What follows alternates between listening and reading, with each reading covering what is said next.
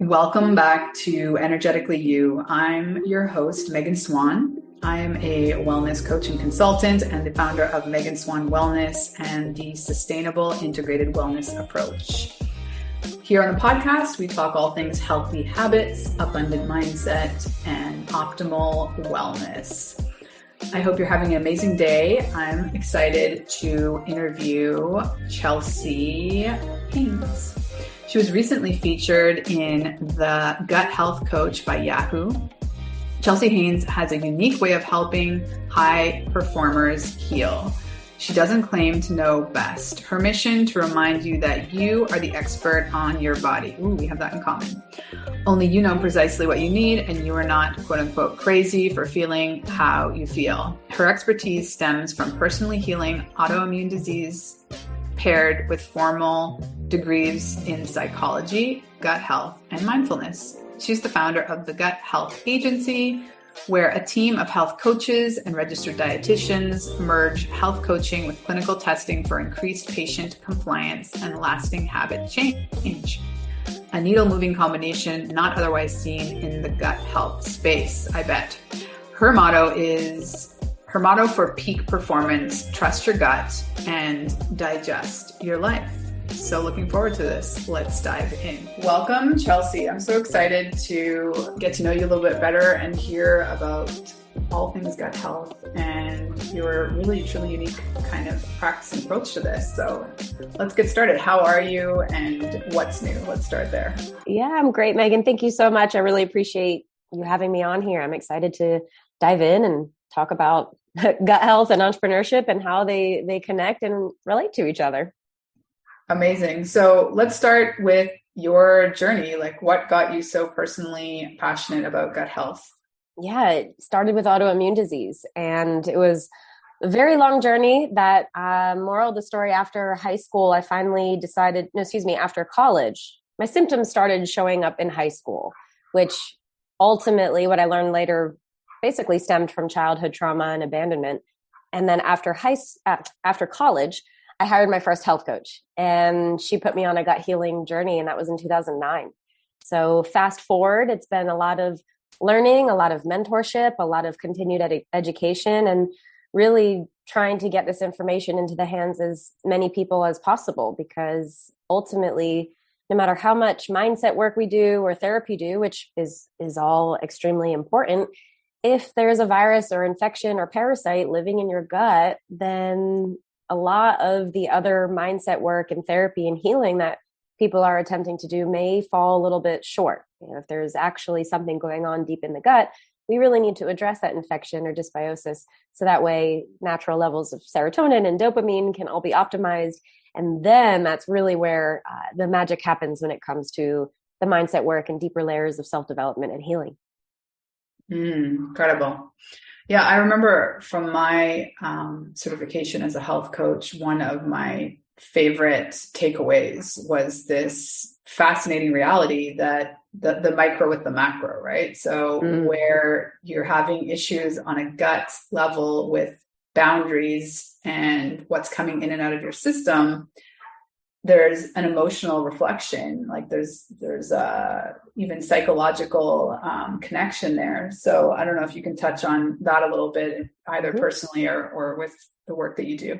Absolutely. I always kind of bring it to just straight up a concept of constipation.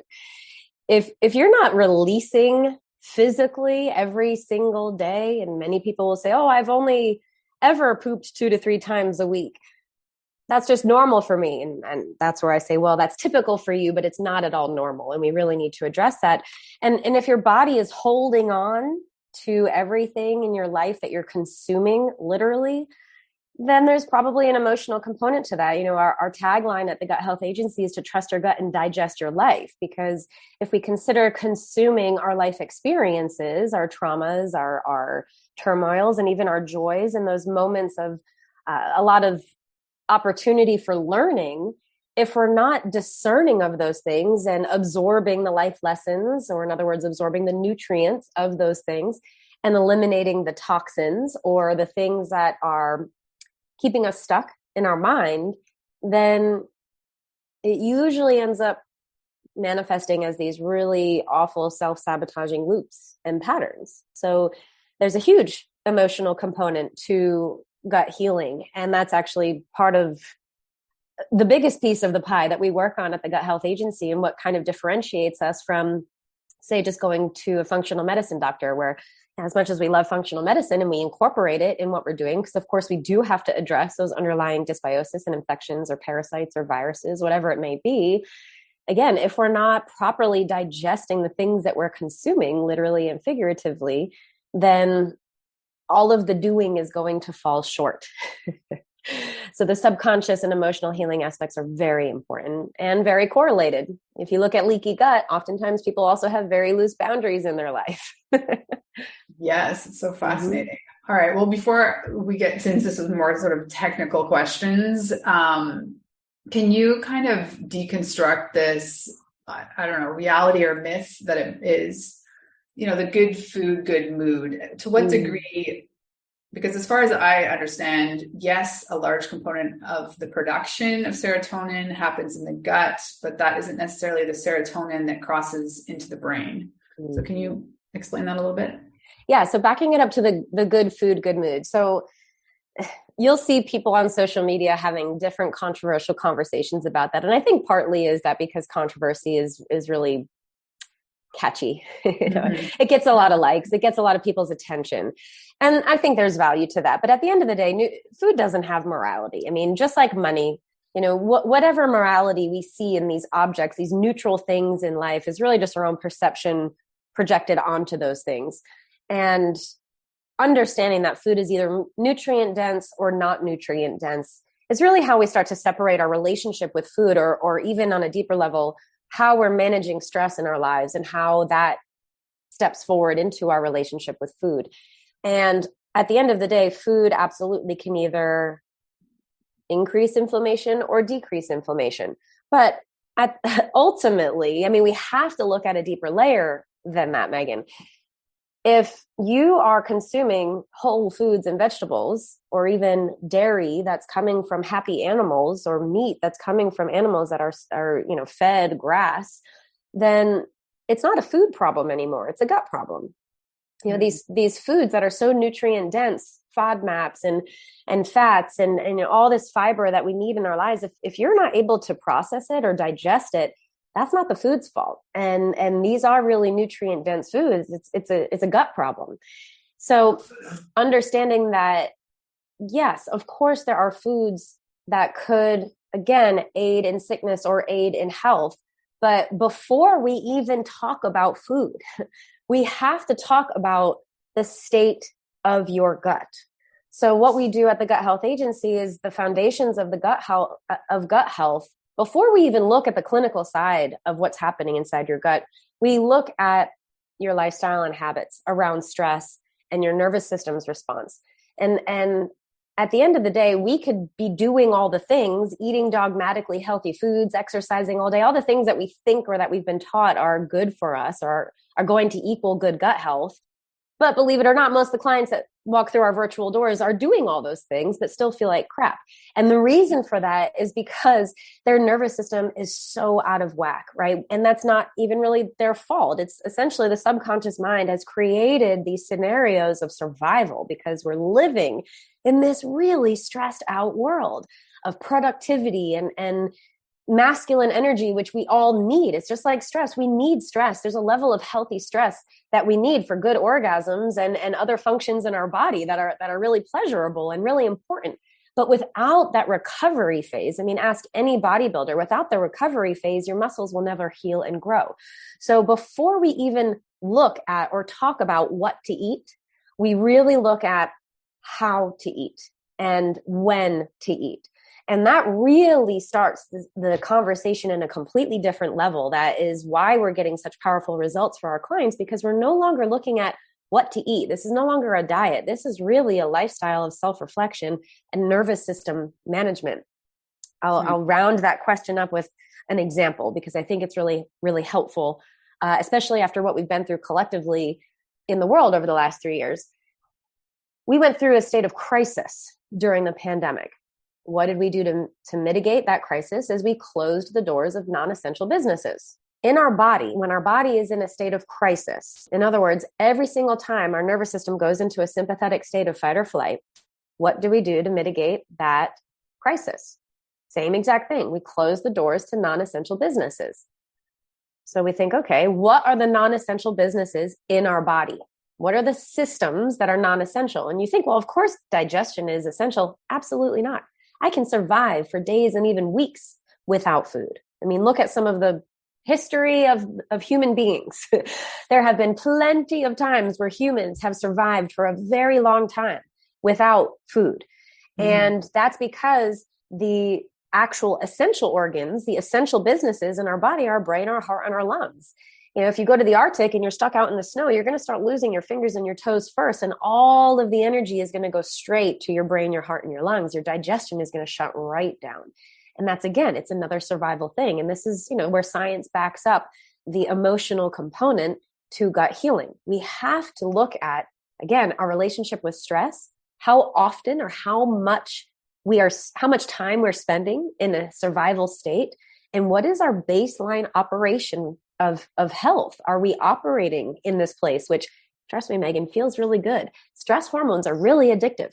Cortisol and adrenaline, man, we love it. We love it. And a lot of people, when they go on, for example, a ketogenic diet, they're going to start pulling from these resources. And that's why they feel really good for a period of time. I have plenty of people that go, I went on the keto diet and I felt really good for a really long time until I didn't anymore. Well, yeah, that's because you went into a ketogenic state and you were living off of cortisol and adrenaline for all those weeks, which again, feels really good.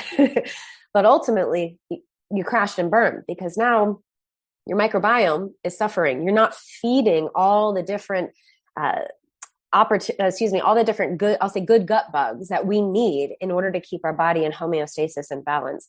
We have to reassess that who we are being in order for the doing of gut health to really be potent and to last. So I'm curious, do you prescribe or recommend pro or prebiotics, or do you go more with the foods that support those two things?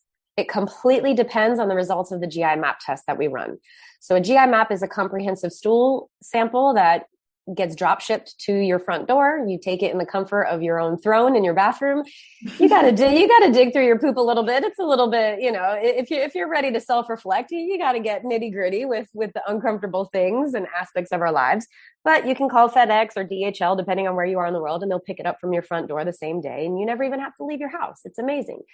It uses top qPCR technology to analyze the different levels of DNA and of the bacteria that are in your gut. So it really pumps out this super valuable information that we need because, for example, we have clients that come in and say, I'm taking probiotics, I'm taking prebiotics, I'm doing all the things, I'm eating healthy, I'm exercising every day, and I feel awful.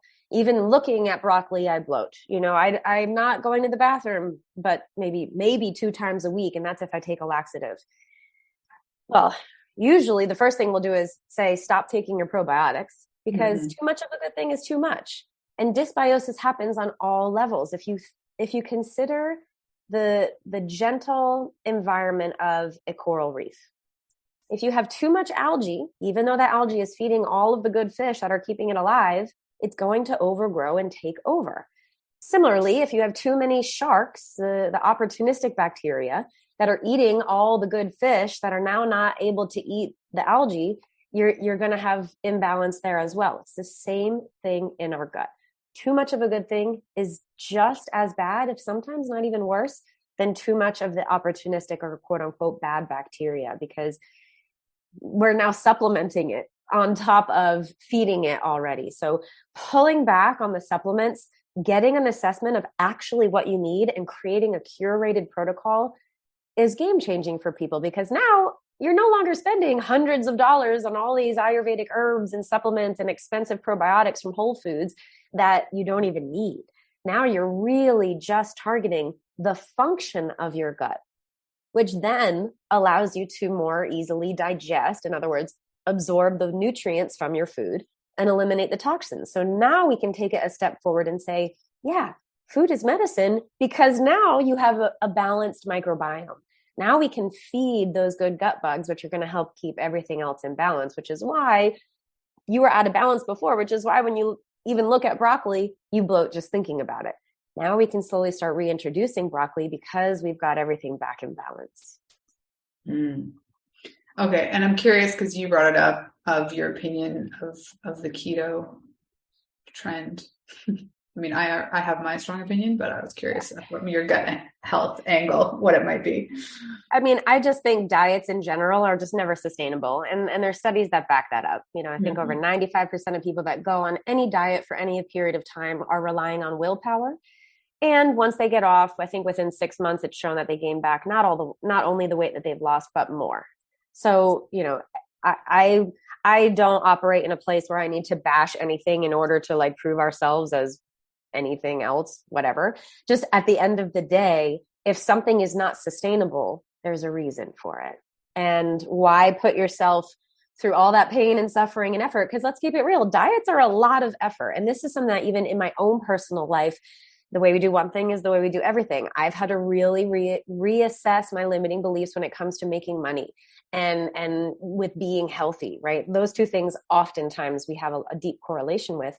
If you believe that you have to work really hard for the money, I'm pretty sure there's even a song about it, or you have to work really hard in order to lose weight or in order to be your optimized health, then that's going to carry over. And if you're relying on straight up willpower, now you're not tapping into your natural sources of dopamine. Like, let's hit that button of happiness and get to a point where we're feeling good in our body. We really live in this either or world, and we're here to rewrite that and remind you that actually it gets to be and more. And how we do that is through the science and studies of the subconscious brain and correlating to the physical assessment of your gut. Yeah, we're very similar thinking. Yeah. All those fronts. So let's jump a little bit, because I feel like you might have some very interesting and powerful connections that you've woven between gut health and entrepreneurship. So tell me all the things. I mean, at the end of the day, if I don't feel good, nothing is happening. You know, if I can't get out of bed in the morning and feel excited for what's ahead of me, then my family's going to suffer. My clients are going to suffer. My business is going to suffer. Hell, even my cat is going to suffer because I'm not even interested in hanging out with her. Right. The people in my life and the things that I've made promises and commitments to deserve the best version of me. And if I'm not giving them the best version of me, then I'm doing everybody a disservice.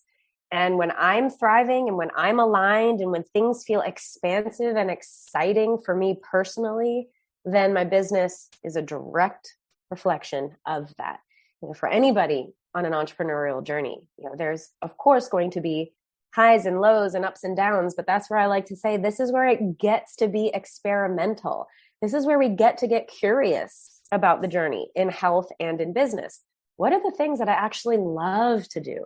What are the foods that I love to create and to eat? Maybe there's something there. What are the things that I absolutely hate doing in business? What are the foods that I absolutely despise, but somebody told me that it was good for me, so I need to eat it? Or the opposite. What are the foods that I love, but someone told me that those natural flavors are going to cause inflammation in my body, so like I can't go near it with a 10-foot pole? It's like, let's for a second take a step back and weigh those pros and cons. Is the stress of thinking about either doing or not doing that thing in health or in business outweighing the benefits of doing or experiencing the thing that you actually love to be doing? Mm-hmm. Surrender is a little bit different than, well, I'm going to say it's about surrendering to what you already know to be true. But I think there's a lot of like baggage that comes with that, especially our brains are going to start going, well, what do you mean? Surrendering doesn't mean to not show up, right? Consistency and showing up and aiming for a 1% change every single day and celebrating that is the new paradigm. It really is. Because even for the people who go through our program, right? You're going to have a high, you're going to have a bump in the road. You're going to now have to put your new lessons and learnings to the test, because that's what the universe does. It provides opportunities and chances to put this self-reflection and healing to the test. And it's not to test you in a bad way, but it is an opportunity to say, all right, honey, let's do the damn thing. Like, you're saying you want this, let's do this. It's the same thing in business. Showing up consistency, checking yourself at the door, noticing when it's an ego-driven decision or a gut-driven decision, and really attuning and practicing to what you know. I always say, my husband and I have this conversation all the time. The gut instincts are always right, but the ego instincts always want to come in the next morning or the next day, because the ego instincts are actually what are trying to keep us safe. But ultimately, if I'm a lizard safe under a rock, but I actually desire to bask in the sun and eat the creepy crawlies walking by without having to try very hard, I have to risk being scared of the hawk that's going to fly over. But I can implement new tools to learn how to camouflage, so that way I can have it all and more. If I'm a little chameleon, for example, right? So I love all your analogies. Yeah, I mean, I think analogies are really great ways to like digest and understand, the science and the correlation between our brain and our gut, and how it all plays into not just our health, but also the entrepreneurial journey.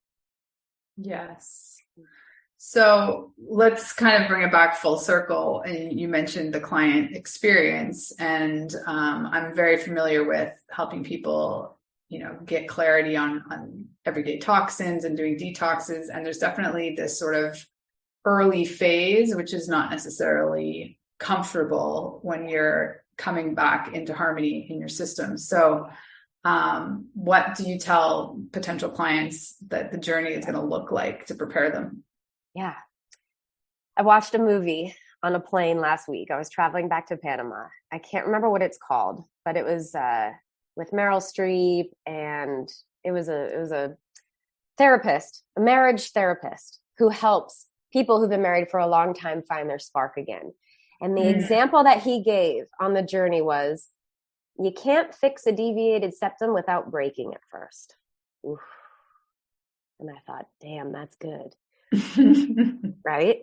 So it's just like with the brain, right? Our subconscious mind, we use terms like self-sabotage. I like to use the term self-preservation. Your brain is always going to keep you safe, loved, and accepted. This is a writer downer, the three main needs of every single human being: to feel safe, to feel loved, and to be accepted into the community or your peers or your family or whatever it is. If one of these things are threatened, you're going to do some crazy shit that you never thought you would ever do in order to get those things, period. You may even do things that are outside of your moral compass in order to get those things. If we're not getting our basic needs, we're really savvy at figuring out ways to get them. So to break that down and look at, okay, what do I have to do to start changing these habits every day? We first got to look at those shadow sides of ourselves. We got to look in the mirror. And this is something that, which Megan, as health coaches, we do. We hold the mirror for you. We help you look at yourself in a different light with curiosity rather than judgment. I'm never going to say, Megan, look at me and let me tell you all the things that are wrong with you. No, honey, we're going to do the deep work, and you're going to look in the mirror. That's going to be a little hard, because sometimes looking at our true selves is not always comfortable because we've been taught that it's not safe. Right? So same thing with our health. We first got to break the deviated septum in order to be able to breathe clearly. So when we go through protocols, say, for example, somebody does have a parasite or massive dysbiosis, or a very common infection that we see in like 95% of GI maps is called H. pylori, which if unaddressed can at best cause some serious heartburn and some other problems, at worst lead to cancer. So like, this is something that needs to be addressed. And most GI maps come back positive for this. And in families, it's easy to pass in saliva. It's not something to be afraid of, but it's something to look at. When we kill that thing in your gut, it might not feel super good. So we call them die-off symptoms. You may experience some die-off symptoms. This is what it looks like. I think just being totally honest and straight up and setting the expectations from the beginning allows people to feel safe, because guess what? We are resilient. We are awesomely smart. We are amazingly, I'll say, resilient. Humans are resilient. If you look back at your life, you survived every single day up to this point. And guess what? There's been a lot of hardships in those days and weaved into those years. And you've made it. You've made it. So if laying out the expectations, number one, is really helpful, there's going to be bumps in the road, and that's okay, because guess what? Now you have a support system with 3 experts that you've never had before in your back pocket. We meet you where you're at. We're never going to expect to pull you out of the mud prematurely. In fact, we're going to get down in the mud with you, and we're going to dance around, and we're going to have a good time doing it. And when you feel like throwing up, we're going to hold your hair back, but we're also going to cheer you on. And we're going to remind you that this too shall pass. And we're going to give you tools along the way. So that way, hopefully, I mean, I use that term as like an affectionately, hopefully you don't throw up along the way. That's like, that was a theoretical term, right? Like your best friend at a college party holding your hair back, right? We're going to give you tools along the way to support your liver, to make sure that your die-off symptoms are not extreme. And if they are a little bit extreme, you send us a DM right away, and we're going to pull back and we're going to slow it all down, because we're not in a rush here. It didn't take 4 weeks for you to get sick. It probably took you almost 4 decades to get as sick as you are. So we're going to do this slowly and incrementally and at your pace, where you feel safe and where you feel comfortable. Knowing that on the other side, like, we're going to theoretically numb the nose to break it as we go, knowing that on the other side, you're going to be able to breathe clearly and easily without all the pain and suffering along the way. So yeah, die-off symptoms are not always fun, but there's ways that we can get through that hump. One of which is community. Second of which is having the experts in your back pocket 24/7. And third of which are the tools in your toolbox that are now shiny and new, rather than those old and outdated ones that you learn in your first 7 years of life.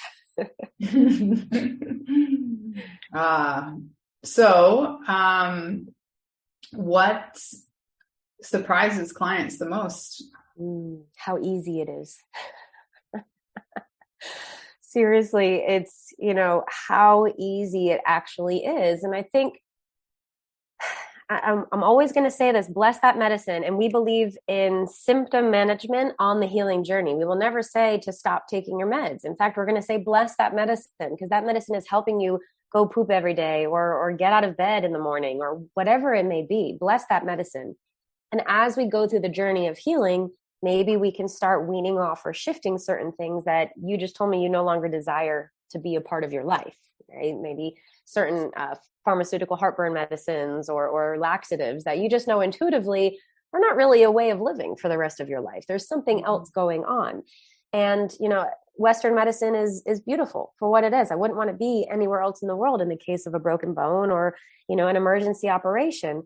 And when it comes to long-term chronic care, Western medicine just really isn't there. I have an autoimmune disease. The only answer any dermatologist ever gives me is, let's kill your immune system. And that for me is just not an option. I travel the world. I'm an expat. Killing my immune system is not an option for me. And steroid creams for life is also not an option for me, because as soon as I stop taking them, the rashes come back with full force and a vengeance. So let me dig a little deeper. You bet your ass, if I have a big flare up, I'm going to use some steroid cream to help those symptoms and to help calm my nerves, because the stress of it doesn't help anything. And simultaneously, I'm going to reassess my nervous system health. I'm going to rebalance my gut. I'm going to look at what I'm eating, who I'm hanging out with, what I'm consuming on the television, and I'm going to hit the reset button. So that way I can get back to a place of homeostasis where my skin is in remission. I have psoriasis. That's my autoimmune disease. I'm in remission without having to kill my immune system. So I went off on a little bit of a tangent there. Oh, beautifully said. I appreciate that. What, you were saying that they're surprised that it's not impossible or painful.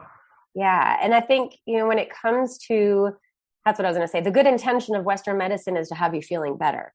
And ultimately it falls short, because you feel better for a short period of time, but then in the long term with chronic symptoms, it just misses the mark a little bit. And I think when it comes to the doctors who are such good people and desire to help people heal, it's not their fault. It's truly a system of 15-minute appointments and, a financial situation that people aren't able to have access to the experts on a longer term basis. And that's really what we're trying to do at the Gut Health Agency, is bridge that gap between access to experts and getting you feeling better for the long haul. So that way you're no longer having to outsource your intuitive wisdom and your knowledge about yourself, because you already have all the answers.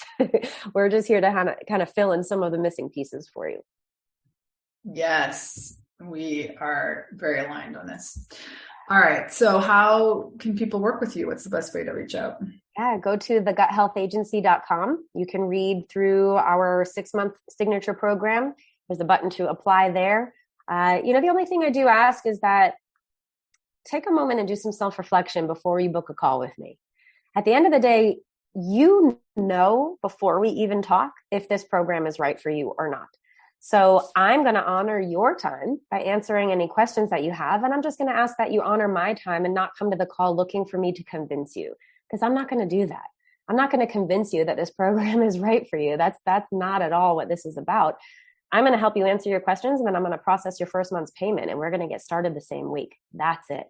So have a look at the details on our website. Send me a DM on Instagram, Chelsea Haines Coaching or Gut Health Agency, or our 2 accounts on Instagram. And, get to know us, get to know the practitioners, which you can also find on Instagram. We're in the stories all day, every day. And then book a call if it feels right, and we'll get you started right away. It gets to be that easy. Yeah, well, it makes a lot of sense that if no other decision in life needs to be instinctual. Yeah, and I believe that we believe that clear is kind over here. So the website outlines the pricing, the logistics. I don't believe in selling you on a program and then having to do a 45-minute call with you just at the end to drop a financial bomb. No, it's all laid out for you. All the information logistically that you need is there. So if there's something that you just need clarity on, book a call with me. I'll answer your questions, and then if it all lines up, we'll get you started. Beautiful. Any last bit of gut health wisdom you want to leave us with? Yeah. When in doubt, remember, it's not what you're doing or what you're eating, it's how you're doing it and how you're eating it. It goes for sleep, it goes for exercise, it goes for food, it goes for all the efforts you're putting in and your email list and your content that you're sharing for your business. Realign yourself and just start taking note of your nervous system. If you do anything and your nervous system is in a state of survival, it won't stick. It won't stick. So do what you got to do, do what you got to do in order to operate again and rest and digest. Many of us don't even know that term. And it's the parasympathetic response of the central nervous system. And you'll notice that the actions that you take, even the tiny, tiny ones, from that state of rest and digest are so much more potent than anything that you tried to hustle or fight your way through. Brilliant. All right. Well, it's been wonderful getting to know you better. I enjoyed the conversation, and thank you so much for being here, Chelsea. Thanks so much, Megan. I so appreciate you. You hold space beautifully. Thanks. Thank you so much for being here. I appreciate you, and I hope that you enjoyed this conversation. I would be really appreciative if you feel so called to support the show by either subscribing to the show on your favorite podcast platform, leaving us a review, and passing this episode or another favorite episode on to a friend. I hope you have a beautiful week wherever you are in the world. Sending you my love. Thank you.